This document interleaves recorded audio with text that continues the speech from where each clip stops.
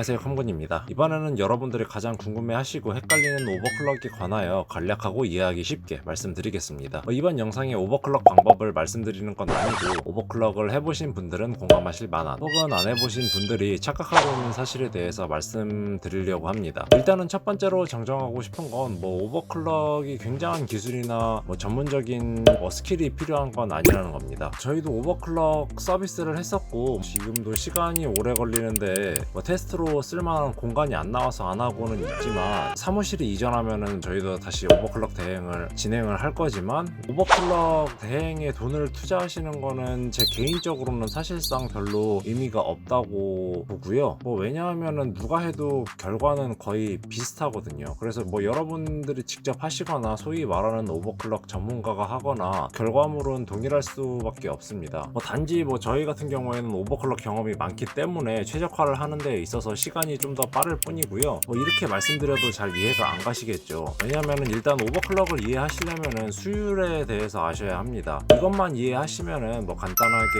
이해가 가실 거고요. 반도체 제품은 이 수율이란 게 따라올 수밖에 없습니다. 많이 들어는 보셨을 거예요. 수율이 좋다, 나쁘다. 이 개념을 간단하게 설명드리자면은 예를 들어서 오버클럭킹이라는 제품이 있습니다. 이 제품은 CPU뿐만 아니라 메모리 등 모든 제품에 다 해당이 되고요. 예를 들어 이 오버클럭킹이라는 제품은 설계 당시에는 100의 파워를 낼 수 있게 설계가 되었지만 반도체는 미세 공정도 있고 여러 가지 이유 때문에 100을 다 뽑아내는 제품이 나오기 힘듭니다. 그래서 보통 제품의 커트라인은 한 70으로 잡고 70만 넘으면은 정상 제품으로 출시가 됩니다. 제품의 성능도 70으로 제한을 걸어두죠. 보통 안정성이 딱 그 정도니까요. 제가 아까 말씀드렸다시피 균일하게 생산이 되는 게 아니고 어떤 제품은 90, 어떤 제품은 진짜 70 딱 턱걸이 이런 식으로 나오게 되죠. 이제 좀 감을 잡으신 분들이 있을 것 같은데 이 제품의 한계점을 찍을 수 있는 게 오버클럭입니다. 수율 80짜리 오버클럭킹 제품을 구입하시더라도 기술이 아무리 좋아도 90으로는 못 만들죠.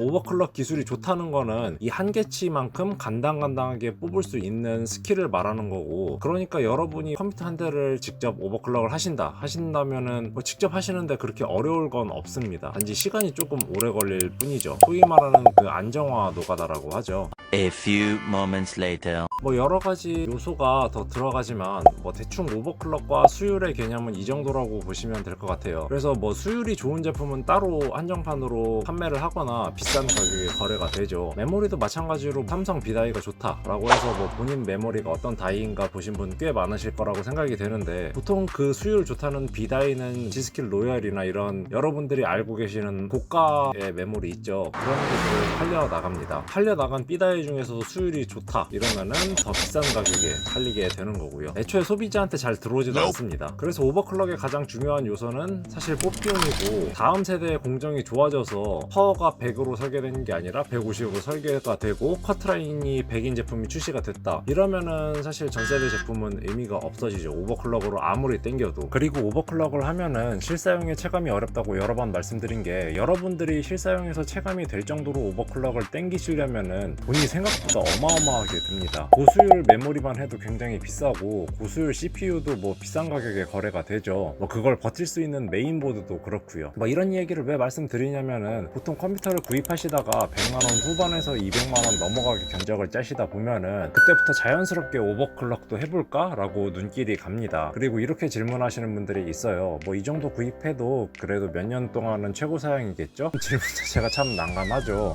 물론 게임이나 작업을 하신다고 하면은 몇 년 동안은 바꾸지 않더라도 충분히 쾌적하게 하실 수 있으시겠지만, 어떤 제품도 공정 자체가 아예 개선이 돼서 다음 세대가 나와 버리면은 바로 최고 사양은 아니게 됩니다. 그래서 여러분들이 하는 작업이나 게임 이런데 무리 없냐 이런데 초점을 두지 않고 컴퓨터 사양 자체에 초점을 두시면은 머리가 아프고 돈도 어마어마하게 깨집니다. 물론 이러다가 컴덕으로 입문해서 신제품 나오면 계속 바꾸고 이러시는 분들도 있죠. 그래서 개인적으로는 오버클럭 같은 경우에는 지금 당장 최고의 제품을 한 개까지 땡겨서 쓴다, 나는 자기만족의 개념으로 접근하시는 게 맞는 것 같고요. 그렇게 되면은 제가 아까도 좀 누누이 말씀드렸지만 대행은 의미가 없어지죠. 그 한계를 보는데 재미랑 의미가 있는 거니까요.